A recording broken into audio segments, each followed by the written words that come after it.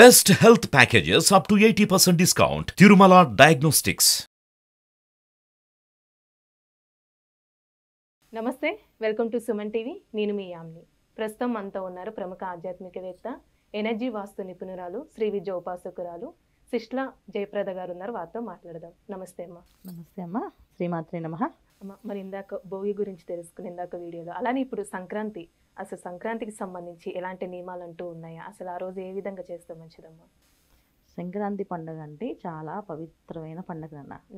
ఎంత పవిత్రమైందంటే ఉపాసనలు చేసే వాళ్ళకి, ఉపాసన పరులు వాళ్ళకి జప అనుష్ఠానాలు, వాళ్ళ జపము, అనుష్ఠానము, దానము అవన్నీ జరిగేటప్పటికి మధ్యాహ్నం దాకా అవుతుంది వాళ్ళకి కార్యక్రమాలు. సంక్రాంతి పండుగ అంటే అంత విశేషమైన రోజు. మామూలుగా ఇది రైతు పండుగ అంటాం జనాలు. ఎందుకంటే రైతులకి పంట బాగా చేతికి వచ్చి డబ్బులు బాగా చేతిలో ఆడి వాళ్ళు మొత్తం కొత్త బట్టలు, అప్పుడు దాకా పడిన కష్టాన్ని అంతా మర్చిపోయి వాళ్ళు ఈ పండగని ఎంజాయ్ చేస్తూ, ఈ పండగ కోసం వచ్చిన పిల్లల్ని, వాళ్ళ చుట్టాలని, చుట్టుపక్కల వాళ్ళని, అంటే పండగ అంటే ఏంటంటే పూర్వం మనకి 10 మంది కలిసేవాళ్ళం, ఒక చోట పండగ చేసుకునేవాళ్ళం అందరం కలిసి. సో అలా ఒక చోట చేసే పండగల్లో సంక్రాంతి పండుగ ఒకటి మనకి. సో అన్ని పండుగలు అలా ఒక దగ్గర కలిసి చేయలేము. సంక్రాంతి పండుగ మాత్రం ఒక ఇంట్లో అందరం కలిసి చేస్తారు. ఎందుకంటే ఆ ఇంట్లో ముగ్గులు వేస్తారు, రంగువల్లి లాంటి ముగ్గులు, అందమైన ముగ్గులు వేస్తారు.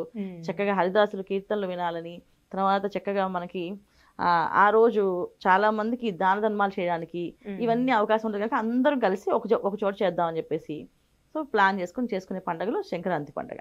ఈ సంక్రాంతి పండుగ విశేషంగా ఏం చేస్తామంటే పొద్దున్నే స్నానం చేసి కూష్మాండ దానం అంటే బ్రాహ్మణులకి పిలిచి వస్త్రము, తగిన స్వయం పాకాలు, తర్వాత కూష్మాండం అంటే గుమ్మడికాయ. సో ఇవి ఖచ్చితంగా దానం ఇవ్వాలి, ప్రతి ఒక్కరు ఇవ్వాలి. ఇది వీళ్ళు ఇవ్వాలా వాళ్ళు ఇవ్వాలని కాదు, ప్రతి ఒక్కరు ఇవ్వాలి. ఎందుకంటే దక్షిణాయనం పూర్తిగా వెళ్ళిపోయి ఉత్తరాయణం వచ్చిన ప్రారంభ కాలం. ఉత్తరాయణం అనగానే ఏంటంటే మనకి పండగలు, పెళ్ళిళ్ళు, కార్యక్రమాలు జరుగుతాయి. ఇంతకాలం దక్షిణాయనం అంతా ఏంటంటే పితృదేవతల కాలం అంటాం. సో ఏంటంటే పెద్దవాళ్ళ కార్యక్రమాలు సంబంధించినవి, జపాలు చేసుకునే వాళ్ళకి. సో ఉత్తరాయణం ఎప్పుడైతే నోములు, వ్రతాలు, పెళ్ళిళ్ళు, ఇంట్లో ఒకటే పండుగలు, ఇంకా ఒక విధంగా కాదు, చక్కగా చేసుకుంటూనే వెళ్ళాలి. అలాంటి పండుగలు వస్తూ ఉంటాయి. అందుకని ఏంటంటే సో ఈ దక్షిణాయనం వెళ్ళిపోతుంది కనుక ఈ దక్షిణాయనం వెళ్ళిపోతున్నప్పుడు మన పెద్దవాళ్ళందరికీ ఒక నమస్కారం చేసి వాళ్ళ పేరున మనము ఈ దానాలు చేస్తాం. సో ఎవరికి కలిగినంత వాళ్ళు ఎంత కలిగితే అంత దానం చేయొచ్చు. వస్త్రదానం చేసుకోవచ్చు, స్వయం పాకాలు ఇవ్వచ్చు, బ్రాహ్మణులు పిలిచి భోజనాలు పెట్టచ్చు.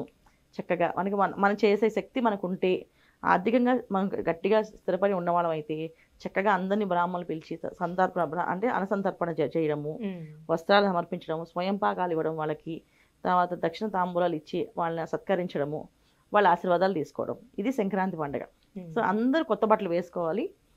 ఆ సంక్రాంతి పండుగ రోజున మెయిన్ అంటే ఎవరు కూడా ఏడవడం కానీ, కోప్పడడం కానీ, గట్టిగా అరుచుకోవడం కానీ, తిట్టుకోవడం కానీ, కొట్టుకోవడం కానీ చేసుకోకూడదు. నవ్వుతూ చేసుకోవాలి పండుగ. సో ఇలా చేసుకోవడం వల్ల ఏంటంటే ఆ లక్ష్మీ అనుగ్రహం మనకు కలుగుతుంది చక్కగా ఆ ఇంట్లో. సో ఆ సంవత్సరం నుంచి అంటే ఉన్న సంవత్సరం ఉన్న పీడంతా కూడా ఏదైతే ఉందో అది మొత్తం తొలగి సంతోషంగా మళ్ళీ సంక్రాంతి పండుగ వచ్చే వరకు వీళ్ళు ఆనందంగా ఉండగలుగుతారు. సో దానికి సంబంధించిన అన్నీ చేసుకోవాలి. అంటే మంచిగా మాట్లాడుకోవాలి, నవ్వుతూ ఉండాలి. సో ఇలా ఉండాలి కనుక నలుగురిని కలుపుకుంటాం. పండగ అంటే ఏంటంటే నలుగురితో కలిసి ఉంటే సరదా నవ్వుకుంటూ కబుర్లు చెప్పుకుంటూ ఉంటాం కదా. సో అలా నలుగురితో కలిసినప్పుడు ఈ కార్యక్రమాన్ని చేసుకోవాలి. ఇది సంక్రాంతి పండుగ విశేషం. అమ్మ, ఇప్పుడు పెద్దవాళ్ళకి బట్టలు పెడుతూ ఉంటారు, అలానే కొన్ని దానాలని చేస్తూ ఉంటారు. అసలు అదేం పండుగ అమ్మా? అది కనుమ రోజు అని చెప్పి పెద్దవాళ్ళని తలుచుకొని, పితృదేవతలందరిని తలుచుకొని, సో వాళ్ళు అంటే దక్షిణాయనం పూర్తి ప్రారంభం అయిపోతుంది కదా, ఇక ఉత్తరాయణం ప్రారంభం అవుతుంది. అందుకని వాళ్ళ పేరున తలుచుకొని వాళ్ళకి సంబంధించిన అన్ని వస్త్రదానం అన్నీ చేస్తాం కదా. ఈ వీళ్ళకి సపరేట్గా పెడతారన్నమాట. ఇంట్లో వస్త్రాలు పెడతారు, వాళ్ళ పేరు చెప్పి వాళ్ళ వస్త్రాలు వీళ్ళు పెట్టి వీళ్ళు వేసుకోవడమో, లేదా ఎవరికైనా వాళ్ళకి సంబంధించిన వయసు ఉన్న వాళ్ళకి సరిపోతే వాళ్ళకి ఇవ్వడమో జరుగుతుంది. మనం సంక్రాంతి పండుగ ఏమో బ్రాహ్మణులకి దానం ఇస్తాం. ఈ కనుమ రోజు జరిగిన కార్యక్రమాలు ఏవైతే ఉన్నాయో ఇవన్నీ కూడా ఏంటంటే మన ఇంట్లో వాళ్ళకి ఇస్తాం. ఇంట్లో పెద్దవాళ్ళందరినీ పిలిచి, మన తండ్రితో సమానమైన వాళ్ళ పెద్దనాన్నలు, బాబాయిలు, పిన్నిలు ఎంతమంది ఉన్నా వాళ్ళందరికీ ఈ బట్టలు వాళ్ళ పేరు చెప్పి వీళ్ళందరికీ బట్టలు పెట్టడం జరుగుతుంది. సో వీళ్ళందరూ బట్టలు పెట్టి అందరు కలిసి భోజనం చేస్తారు ఆ రోజున. సో కనుమ పండుగ ఆ రోజు ఖచ్చితంగా మినుమ తినాలని చెప్పేసి ఉంటుంది. అంటే మినుము అంటే చాలా గట్టి పదార్థం. అంటే ఆ రోజు చాలా గట్టిమైన వస్తువులు తినాలి. అంటే ఏదైనా మన శరీరానికి గట్టిగా సాయం చేసేది ఏదంటే మినుము. సో మినుములు తినడం వల్ల ఏంటంటే మినుములతో చేసే గారెలు, నైవేద్యం పెట్టి పెద్దవాళ్ళకి పితృదేవతలకు కూడా అది చాలా ప్రీతి అనమాట. సో అందుకని వాళ్ళకి నైవేద్యం పెట్టి వీళ్ళు స్వీకరిస్తారు ఆ గారెల్ని.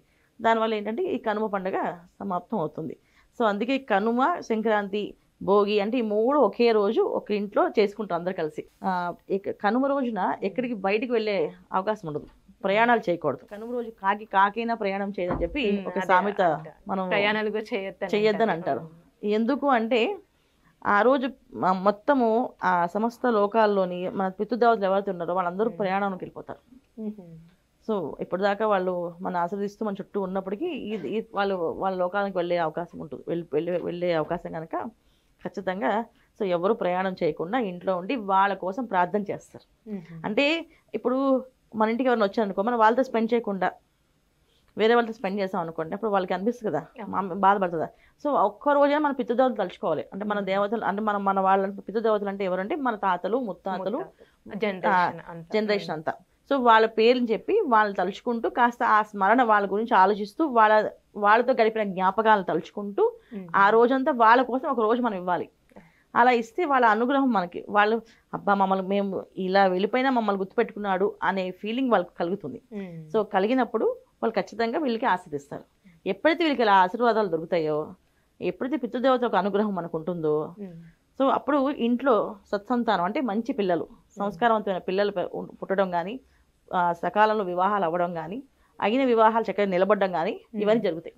సో అదృష్టం ఉంటే పెళ్ళిళ్ళు అవ్వడం, పిల్లలు పుట్టడం. కానీ మంచి వాళ్ళు పుట్టాలి, వాళ్ళు మనకి కలకాలం కలిసి ఉండాలి అంటే పితృదేవతలకు అనుగ్రహం కావాలి. సో ఈ పితృదేవతలకు అనుగ్రహం కావాలి అంటే కనుమ రోజు చక్కగా ఇంట్లో వాళ్ళు ప్రార్థన చేస్తూ ఇంట్లో ఉండాలి. అందుకని బయటికి వెళ్ళరు. సో కాకి కూడా అందుకే బయటికి కదలదు. సో తను అక్కడ ఉండిపోతుంది. అందుకే కాకైనా ప్రయాణం చేయదు అని చెప్పి దానికి సామెత అది. చాలా చక్కగా తెలియజేశారమ్మా, ధన్యవాదాలు. నమస్తే అమ్మా, శ్రీమాత్రే నమః.